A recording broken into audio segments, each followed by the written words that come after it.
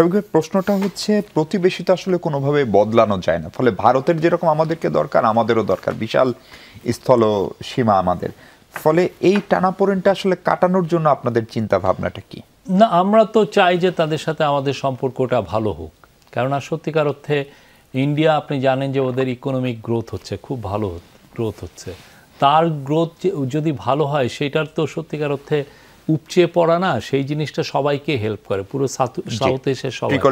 তারপরে হচ্ছে যে আমাদের ধরেন আমরা আমাদের বিদ্যুতের জন্য আমরা খুব ফসিল ফুয়েলের উপরে ডিপেন্ড করি, তো আমরা চাচ্ছি এটাকে একটু গ্র্যাজুয়ালি এটাকে ইজ অফ করতে। তো এটা করার জন্য আমাদের দরকার হচ্ছে যে নেপালের ইয়েতে, তো আমরা স্যার বারবার বলছেন যে আমরা একটা সাউথ এশিয়া গ্রিড করি, তাহলে নেপাল বা ভুটানের যে অবারিত যে রিনিউয়েবল এনার্জি, এটা সবাই আমরা উপকৃত হলাম, ইন্ডিয়া উপকৃত হলো, নেপাল ভুটানও হলো।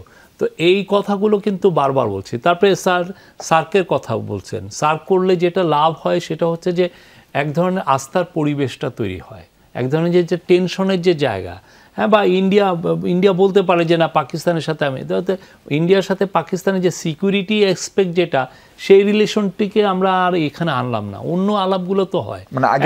স্যার বললেন যে স্যার এবার নিউ ইয়র্কে খুব চাচ্ছিলেন যে এই সার্কেল লিডারদের সাথে একটা ফটোশ্যুট করতে, 5 মিনিটের জন্যও যদি বসে একটা ফটোশ্যুট করা যায় এবং এটার যদি মেসেজটা আসে, তাহলে কি সাউথ এশিয়ায় একটা শান্তির বাড়ি আসে।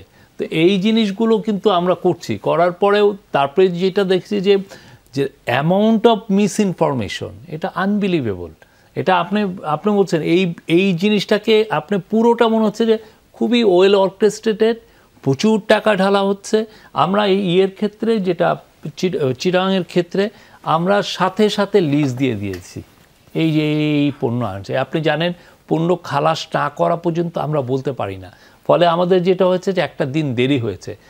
পণ্যগুলো যখন ইয়েতে লিস্টেড হয়েছে এই জন্য কাস্টমসে, আমরা পুরোটা লিস্ট দিয়ে দিস ইজ আসছে।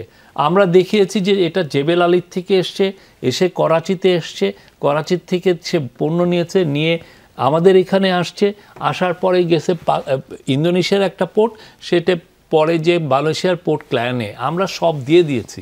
কিন্তু আপনি যদি চোখ কান বন্ধ রাখেন, আমি যদি না শুনি আপনার কথাটা, যে আমি শুনবো না, এবং টেলিগ্রাফ, কলকাতার টেলিগ্রাফ যেটা রেসপেক্টেড তারা পর্যন্ত এই সমস্ত ফালতু নিউজ দিচ্ছে, তাহলে আপনি কি করবেন? আমি আপনার কথা শুনবো না। পাকিস্তানের সঙ্গে আমাদের সম্পর্কটাকে হঠাৎ করে খুব বেশি ভালো হচ্ছে, এটা তো পাকিস্তানের বিষয় না, এটা তো একটা রুটের বিষয়। জি, আমি তো পাকিস্তানের সাথে, মানে এটা বাইলেটারাল না, এটা তো কি জেবেল আলীর থেকে আসছে, দুবাই থেকে আসছে, সে তো অলং দা ওয়ে সে 5টা পোর্ট টাচ করছে। এখন এই পুরো জিনিসটাকে আপনার ন্যারেটিভটা ওরা বিল্ড আপ করেছে যে পাকিস্তানের সাথে আমাদের একটা সম্পর্ক যেহেতু একটু বেটার, এখন সেইটাকে তারা দুই মিলিয়েছে। এইটাকে আপনি কেমনে ইয়ে করবেন?